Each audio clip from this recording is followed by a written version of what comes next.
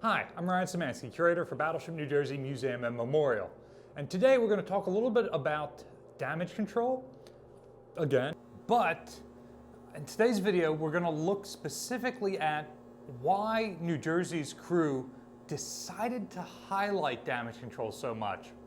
Now, I've often talked about what makes each of the Iowa-class battleships, like what their crew specialized in, because it very much is a cultural thing. So, for example, Iowa, they're doing all these gunnery tests. They're the gunnery ship. They're responding to New Jersey's perceived poor gunnery off Beirut, and they're trying to solve that problem and then experiment to get their guns even better performance than they actually were designed for. So, makes sense. Wisconsin, she's the missile ship. Wisconsin was designated as the missile command ship for the Navy in the entire Gulf War. So clearly they were specializing in missiles there.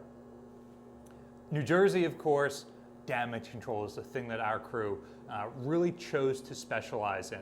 And one of our volunteers, Cass, pointed me to why he thinks that's the case, that started a research chain that's resulting in this video. But first, here's a word from our sponsor. Thanks to Magic Spoon, we've got even more variety now than ever before. In addition to the many types of cereal that they've had for the longest time, or the protein bars that have come out more recently, they're now adding granola to their repertoire. Remember, Magic Spoon fits a variety of diets, it's high protein, no sugar, and great for carb-conscious lifestyles. Magic Spoon's treats are crispy, crunchy, and airy without the chewy stickiness of a protein bar. The ideal protein on the go. And their brand new high protein granola keeps the Magic Spoon promise. Remember that viewers of this channel have a special discount code, Battleship, to get $5 off online orders. There's a link down in the description you can click on to get that, or you can find Magic Spoon on Amazon and at your local grocery store. As the first Iowa-class battleship put back into service, New Jersey probably had a slightly older crew than her sister ships. She's getting a lot of the Vietnam era guys who in many cases had served on board in Vietnam, and some other Navy old-timers who had been around and had experience with these types of systems. That meant that they also had experience with other things that had happened in the Navy during that period of time, and possibly had higher levels of training just because they had higher longevity. We have several comments from the ship's doctors in the 1980s that New Jersey had an older crew than they'd ever served with. Specifically, they talk about how they'd never had to do so many proctologic exams during their Navy career. And that's typically for men in their 40s and 50s. The other Iowas didn't necessarily get older crew because those older crew in New Jersey are training the newer generation on how it goes, and then that newer generation is rotating around to the other ships as they're coming into service. So why is an older, more experienced crew an important thing here? Well, the Navy hadn't really fought a surface war since World War II. And from World War II to Vietnam in that 20-year window, the Navy lost a lot of the lessons that it had picked up in World War II. For example, during World War II, every sailor was trained in damage control, and the US Navy at large had the best damage control in the world. And they continued to refine their techniques throughout the war, learned very quickly, and were able to disseminate it very quickly throughout the fleet. Post-World War II, without a real peer Navy adversary to fight with, the US Navy backslides from that. To save money, they don't send every sailor to damage control school, and they take the carpenter's mate rating as ships stop getting wooden decks and wooden furniture and that sort of stuff that you would need carpenter's mates for, and they transition it into damage control men, because the wood that's left on board ships are shoring timbers used for damage control. So they've now created a specialist damage control rating. Those damage control men go to school for that, and so they stop sending other types of sailors to damage control school. During the Vietnam War, not as a result of enemy action, the US Navy learns basically the same exact lesson that the Japanese Navy had learned 20 years ago. That specialist damage controlman really limits you. And so by the time New Jersey is reactivated both in 1968 and then again in 1982, the Navy is more widely training damage control techniques to the majority of the crew. This is a result of some combat action. During the Vietnam War, there were 3 major carrier fires among the US Navy. First, in 1966, a flare locker burns on the aircraft carrier Oriskany. That was kind of an accident. A flare went off and a sailor threw it into a locker that had a lot more flares, which are burning at very high temperatures. The fire inside the confined locker led to a buildup of pressure, which prevented the firefighting crews from being able to open the door and spray water or foam on the fires. And at a certain point, the pressure built up to the point that it exploded out the doorway, which then caused the fire to continue. On board aircraft carriers with ordnance for their aircraft, with aircraft often made out of very flammable aluminum and with a lot of jet fuel, this is an issue, and a small fire can spread to a large one very rapidly. The fire has gotten under control and Oriskany is saved, but a year later, a similar fire leads to even more experience. It's going to directly lead to changes. Because remember, one time, it's a fluke, it's an accident. When it happens twice, that's a problem that you have to deal with. So in 1967, USS Forrestal has a fire when a series of mishaps leads to a 5-inch Zuni rocket launching while the aircraft is still on the flight deck. So it launches across the flight deck into another aircraft. The resulting explosion causes shrapnel that causes the fuel tanks of several other surrounding aircraft to dump their fuel onto the deck and start to burn.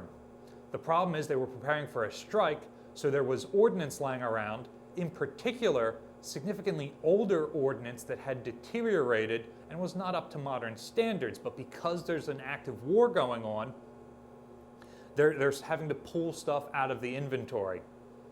This not only has lessons for New Jersey in the 80s, it also has lessons that we can learn today as we see the weapons inventories of Russian, Ukrainian, and the many Western countries that support Ukraine being emptied, and older weapon systems starting to be either transferred to countries like Ukraine or brought out of storage in countries like Russia. But regardless of that, these bombs that are now in burning fuel are a problem. The highly trained damage control parties begin to respond to this, and they've been told that the bombs have something like a 10-minute window to jettison them over the side before they cook off. So they come in with the firefighting hoses to start to put out the fire so that they can jettison these bombs. However, these older deteriorated bombs do not have a 10-minute window, they have a 2-minute window. So there are a series of follow-on explosions as these bombs sympathetically detonate in the heat, which kills the originally responding damage control parties almost to a man. The ones that aren't killed are badly injured and they're essentially out of the fight.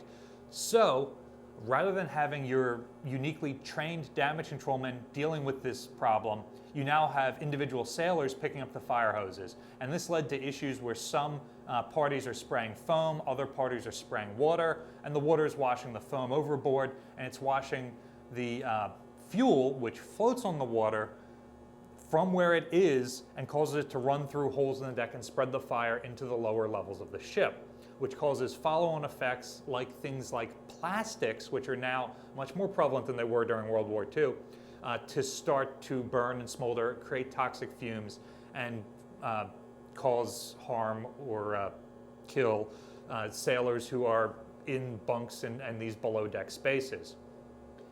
It's interesting because something like 25 years earlier at the Battle of Midway, the Japanese learned this same lesson, where they have very trained damage control parties that are part of their engineering department, and not all of their crew are trained in it. These damage control parties respond to the initial bomb hits by American dive bombers, but then as their fully armed aircraft start to detonate after the initial explosion, it wipes out large parts of their damage control parties. And even though some ships like Akagi don't take significant numbers of bomb hits, Akagi's only hit once directly, it leads to enough of the experienced crew being wiped out that the ship can't be saved and ends up being lost. The U.S. Navy doesn't suffer from this problem during the war because they're training every sailor, but then peacetime cutbacks lead to a change in doctrine and a forgetting of those skills. Remember, it's 25 years ago, so a full generation removed. That's all it takes to forget these sorts of skills. And so after Forrestal, the Navy starts to improve. You remember, we've seen this problem twice, and so they start to train damage controlmen again. And so when this happens a third time, 2 years later on board USS Enterprise in 1969, which is conducting training operations off Hawaii, getting prepared to go to Vietnam, they also have a Zuni rocket accidentally launch, which detonates other things, but Enterprise only loses 28 sailors versus 134 killed on Forrestal and 44 on Oriskany. So you can see that the response is much quicker, the number of casualties is much lower. When you have bombs exploding on a fully fueled and armed ship like that, there are going to be casualties, but the Navy has learned to mitigate this. And they're now training these lessons to just about all sailors. This is really interesting because New Jersey is reactivated in '68, a year after the Forrestal fire, and then is decommissioned in '69, the same year as the Enterprise fire. So her sailors are starting to learn these lessons, these same sailors who are going to be brought back to train the crew another decade later when New Jersey is reactivated in 1982. In the meantime, there's another significant fire on Navy ships. The cruiser Belknap accidentally runs into the aircraft carrier John F. Kennedy. Kennedy spills aviation gasoline onto Belknap, and Belknap is one of this new class of ships that has a steel hull, but a lighter aluminum superstructure. And we've already learned from burning aluminum aircraft that aluminum burns at a much, much lower temperature than other metals. And so look at this picture of Belknap after the fire has burned out. The hull is relatively intact, but the superstructure has completely burned away.